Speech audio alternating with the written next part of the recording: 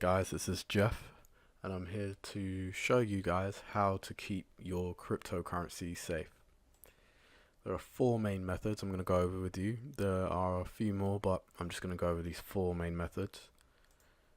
So you have software wallets, paper wallets, brain wallets, and hardware wallets. Let's have a look at software wallets. Let's take a look at some of the pros of software wallets. So most cryptocurrencies come with a designated software wallet. It will be some sort of computer program or mobile app. For example, Ethereum has an Ethereum wallet. IOTA has its own wallet as well. Other companies offer software wallets as well for desktop and mobile and tablet. You don't always have to use just the designated one for the coin. Another one of the pros is that it's easy to use, easy to access. You can download it on your phone, onto your computer, onto your tablet. It's just a lot of them have a fairly simple interface as well. And some of them can hold several different types of cryptocurrency, so you wouldn't just have to get one for each coin, so it makes it a lot easier that way. Now, the cons. The big one is that it's hackable. Like someone could hack into your software wallet and steal your private key, and then they'll have access to all your coins, and that's the problem with them. They're online, so people can actually hack them. Hardware wallets. Let's look at some of the pros of a hardware wallet, but just in case you don't know what a hardware wallet is, it's basically like a USB type device that stores your private key and allows you to send your cryptocurrencies to it. And one of the main pros is that it's offline, so it's safe from hackers. A hacker can't hack your hardware wallet because it's not connected to the internet, it's not connected to the network or the blockchain. Your private key never leaves your device, it never goes onto the blockchain. All you need to do is, I know with the ledger, which I'll leave a link for below, you press a button and that button confirms whether you want to send or receive a certain cryptocurrency, and that doesn't involve your private key. It's good for securing large amounts of cryptocurrency, and it can store different types of cryptocurrencies, just like the software wallets. So you don't need a different hardware wallet for different types of cryptocurrencies. And it comes with a backup phrase in case you ever lose or damage your hardware wallet. It's basically a piece of paper. It has a phrase on it that only you should know, and if you ever lose your card, all you need is that phrase, and then you go into a app and it can recover things for you, your private key for you, and you can get access to your coins again. Now let's look at the cons. It's fairly expensive compared to the other options when it comes to securing your cryptocurrency. Paper wallets. So some of the pros of a paper wallet, and just to go through what a paper wallet is, it's actually you get some sort of software. It can be used offline as well for safety, and you can print off your private key, generate and print off a private key onto paper, and obviously if it's on paper it's offline and safe from hackers. Another benefit of that is that it's easy to hide in a safe place because it's on paper, and it's cheap. It's free, really. So those are the pros of a paper wallet. Let's look at some of the cons.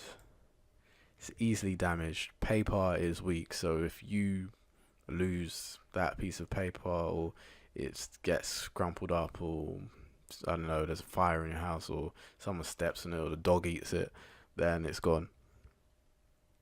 But you could laminate it, which is something I thought of while I was making this PowerPoint for you guys, you could actually laminate it. So that's one remedy for that.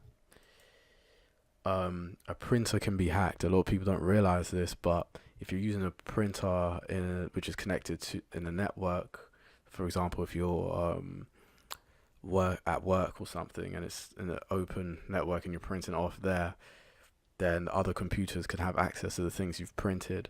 Also, if it's connected to the internet, it can be hacked, so you might want to print it offline or on a printer that's not connected to a network. They usually hold one type of cryptocurrency alone, so you'd have to have multiple paper wallets. And again, I'll leave a link in the description for you guys to get the software to create your own paper wallet.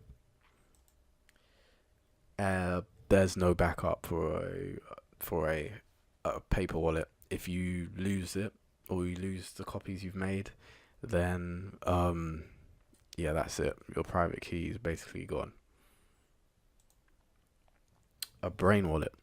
Brain wallet is kind of like a paper wallet. You can use an offline software to generate a private key, but this private key is actually, which is one of the pros, is actually linked with a memorable password that you choose. It's hashed with it using a hashing algorithm and cryptography.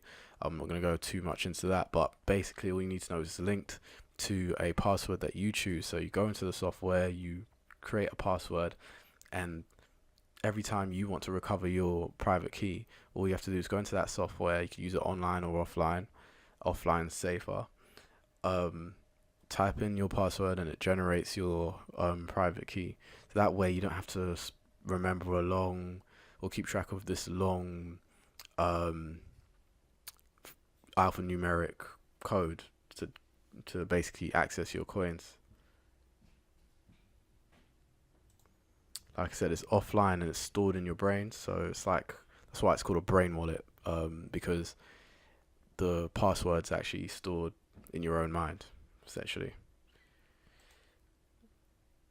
And it's free, so that's one benefit of another benefit of it. If you don't want to pay for a hardware wallet, or you don't want a paper wallet either, maybe this is something you can look at. Here are the cons.